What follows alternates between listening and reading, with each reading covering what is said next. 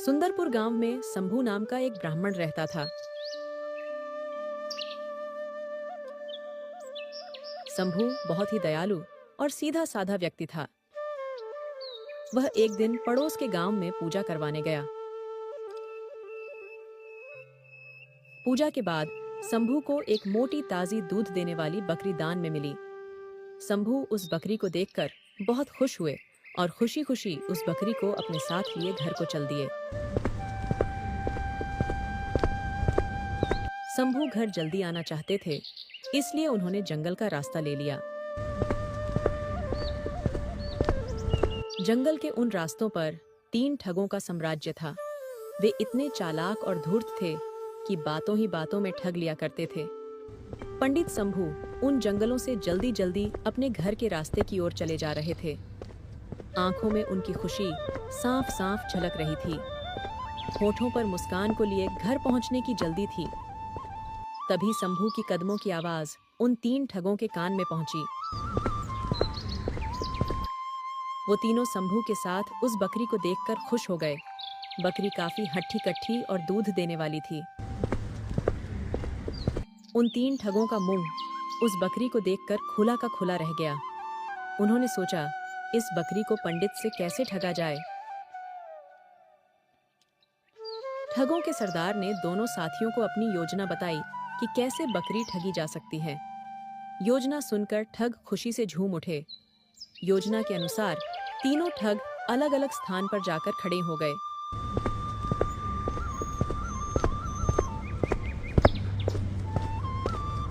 फिर जैसे ही पंडित शंभू तीनों ठग में पहले ठग के करीब आया, तो उन्होंने श्रद्धा से झुककर प्रणाम किया। एक ने कहा, राम राम पंडित जी। सदा सुखी रहो, आनंद करो। पंडित जी, आज ये कुत्ता कहाँ लिए जा रहे हैं?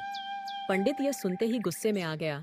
उन्होंने कहा, अरे मूर्ख इंसान, ये कुत्ता नहीं बकरी है जो कि पास वाले प्रधान ने मुझे दान में दिया है। माफ कीजिए पंडित जी, पर आपके साथ लगता है धोखा हुआ है। कैसा धोखा? यही कि बकरी बोलकर आपको कुत्ता दान में दे दिया गया।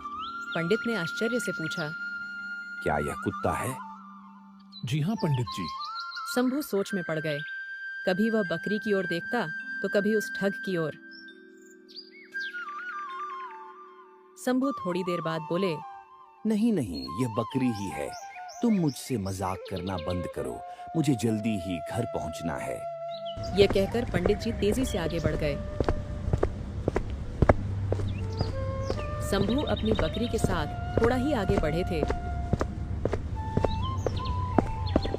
कि उनको दूसरा ठग अपनी योजना के अनुसार मिल गया। दूसरे ठग ने पंडित जी से कहा, राम राम पंडित जी, ये आप अपने साथ क्या लिए जा रहे हैं? सदा खुश रहो, बकरी है भैया, दान में मिली है।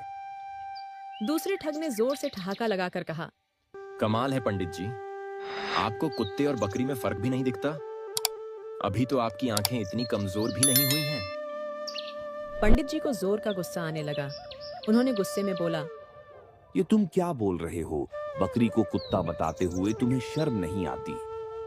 पंडित जी, शर्म तो उस आदमी को आनी चाहिए जिसने आपके साथ धोखा किया है। गरीब ब्राह्मण को सीधा साधा जानकर उसे बकरी बोलकर कुत्ता ही दान में दे डाला। इतना कहकर दूसरे ठग ने मुंह बना लिया। अब पंडित जी जोर से चिल्लाए, भैया ये बकरी है, बकरी। दरअसल अब उसे अपना विश्वास कमजोर होता दिखाई दे रहा था। ठग ने बोला, पंडित जी, अब आपके चिल्लाने से कुत्ता बकरी तो नहीं बन सकता। फिर हमें आपसे क्या, आपके इस दान से क्या लेना देना? हम तो जो देख रहे हैं वही तो बोल रहे हैं। फिर भी पंडित जी उसकी बातों को अनसुनी कर आगे बढ़ गए। मगर थोड़ी ही दूर पर तीसरा ठग मिल गया। तीसरे ठग ने कहा, नमस्ते पंडित जी, आप कब से कुत्ता टहलाने लगे? पंडित जी भड़क गए और बोले, ये बकरी है, कुत्ता नहीं। तीसरा ठग जोर जोर से हंसते हुए बोला कि क्या पंडित जी आप भी ना मजाक करने लगे?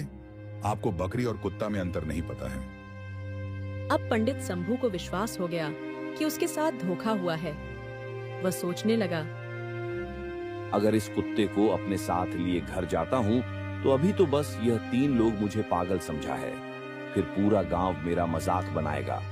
पंडिताइन तो मुझे कुत्ते के साथ देखकर घर के अंदर प्रवेश भी नहीं करने देगी। ये सोचते हुए क्रोध में आकर बकरी को जंगल में ही छोड़कर शंभू उस प्रधान को कोसता हुआ अपने घर की राह ली।